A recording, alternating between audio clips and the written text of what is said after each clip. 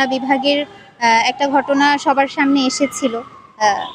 যে বোনেরা আসলে আওয়াজ তুলতো সেই ঘটনাগুলো সামনে এসেছে, কিন্তু আমাদের অনেক বোনেরাই আছে যারা আওয়াজ তুলেনি, তাদের ঘটনাগুলোও সামনে আসেনি।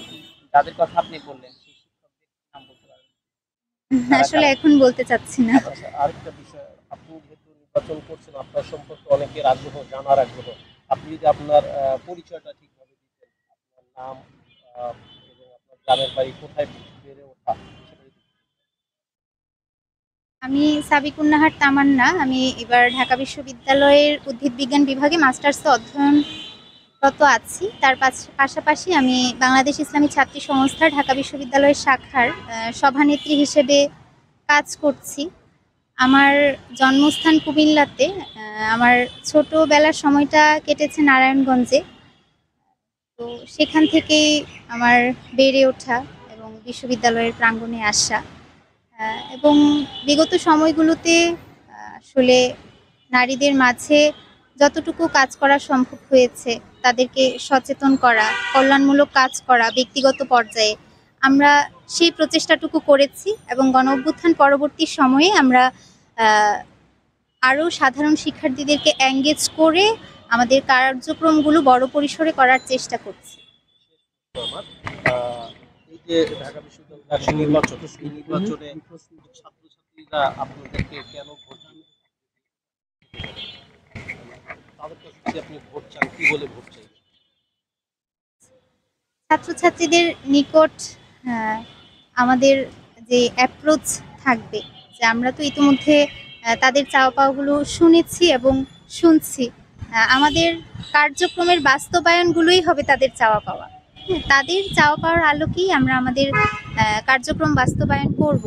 এবং শিক্ষার্থীদের উদ্দেশ্যে বলতে চাই, আমরা যেহেতু ভিকটিম ছিলাম, আমরা যেহেতু আমাদের সুবিধা পাইনি, আমাদের যে ধরনের শিক্ষা সেবা, আবাসন সেবা এবং আমাদের মত চর্চার যে স্বাধীনতা, এই জায়গাটা থেকে আমরা যেহেতু বঞ্চিত হয়েছিলাম, তো একজন বঞ্চিত মানুষের আর্তনাদ কেমন হতে পারে সেটা আমরা সবচেয়ে ভালো বুঝি।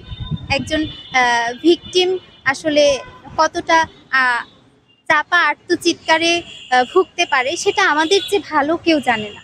তো সেই জায়গাটা থেকে আমরা যেভাবে সাফারার হয়েছি, আমরা নিশ্চয়ই কাউকে সেভাবে সাফার করব না। হ্যাঁ, আমরা যে চাহিদাটা পূরণ করতে পারিনি, যে চাহিদা পূরণ হয়নি, আমরা সেই চাহিদা পূরণ করার চেষ্টা করব। শিক্ষার্থীরা আমাদের উপর সেই ভরসা করতে পারে এবং আমরা আশা করছি এই পয়েন্ট অফ ভিউ থেকেই শিক্ষার্থীরা আমাদেরকে সমর্থন করবে, আমাদেরকে নির্বাচিত করবে ইনশাআল্লাহ।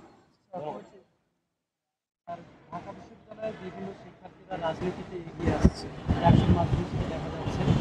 তো বিভিন্ন প্যানেল থেকে বা বিভিন্ন ছাত্র সংগঠন থেকে তারা বিভিন্ন প্রোপাগান্ডা বা নারী নেত্রী যারা আসতেছে সংগঠনে, মানে ইয়াতে কি বলে রাজনীতিতে, তাদেরকে নিয়ে বিভিন্ন রকম কটূক্তি করা হচ্ছে, কমেন্টে করা হচ্ছে। এগুলা কি সামনে নির্বাচনে কোনো প্রভাব ফেলবে কিনা? এই বিষয়গুলো নিয়ে আমরা বিশ্ববিদ্যালয়ের প্রক্টোরিয়াল টিম এবং নির্বাচন কমিশন যারা আছে তাদের সাথে কথা বলেছি। নারী প্রার্থীদের এই যে সোশ্যাল মিডিয়ার ব্যাশিং, ট্যাগিং, কুরুচিপূর্ণ মন্তব্য, এই বিষয়গুলো যেন না হয়, বিশ্ববিদ্যালয়ের প্রশাসন আমাদেরকে আশ্বস্ত করেছে। এবং এই বিষয়গুলো এখনও যেহেতু বন্ধ করা যাচ্ছে না, কিছুটা সময় লাগবে। বাংলাদেশের প্রেক্ষাপটে নারী নেতৃত্বের জন্য এই ফিল্ডটা একটু কঠিন। তো আমরাও এই বিষয়টাকে নর্মালাইজ করার চেষ্টা করছি এবং আমরা আশাবাদী নারীরা যেভাবে অংশগ্রহণ করছে আগ্রহের সাথে, সময়ের সাথে সাথে এই বিষয়গুলো থেকে আমরা মুক্ত হতে পারবো। আমি প্রক্টোরিয়াল যারা আছে তারা কি যথাযথ ব্যবস্থা নিচ্ছে বলে মনে করছেন? প্রক্টোরিয়াল টিমের কিছু পজিটিভ দিক আমরা দেখতে পাচ্ছি। আমরা বেশ কয়েকবার তাদের সাথে দেখা করেছি এবং তাদের পক্ষ থেকে আমরা আন্তরিক সাড়া পেয়েছি। আমাদের সমস্যাগুলো, আমাদের পর্যালোচনাগুলো তারা টুকে নিচ্ছে এবং সেই আলোকে তারা বাস্তবায়ন করার চেষ্টা করছে। আমরা আশাবাদী তাদের।